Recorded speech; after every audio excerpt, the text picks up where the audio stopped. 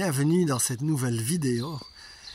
Et je pensais à l'histoire de Samuel, quand le Seigneur appelle Samuel, Samuel, et puis le prêtre Élie lui dit « Tu répondras, parle Seigneur, ton serviteur écoute ». Et cela me fait penser que le nom Samuel, le chemin Israël, écoute Israël, eh bien c'est la clé d'une relation avec le Seigneur. C'est écouter. Qu'est-ce qu'il a à te dire?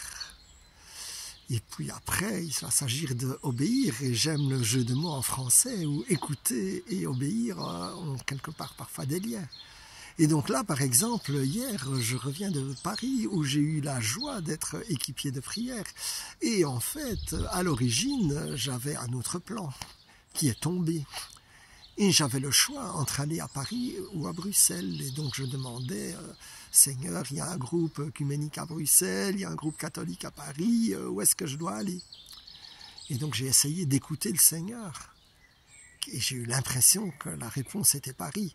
Alors que du point de vue humain, c'était un peu flemme. Pour aller à Paris, il faut se lever à 5 h du matin. Pour prendre le train à 7h moins 10 à Sedan et être à 9 h à Paris. Alors que Bruxelles, le trajet est plus court, c'est plus facile. Et donc, il y avait peut-être certaines raisons pour Bruxelles. Mais l'important, c'est d'écouter le Seigneur et puis d'agir. Maintenant, là, ce n'était pas un discernement à gros enjeux. Et puis d'agir. Et puis finalement, ça a été une journée bénie. Alors, mon frère, ma sœur, écoute ce que le Seigneur a à te dire. Et ce qu'il a à te dire va te faire du bien. Alors nous louons déjà le nom de Jésus.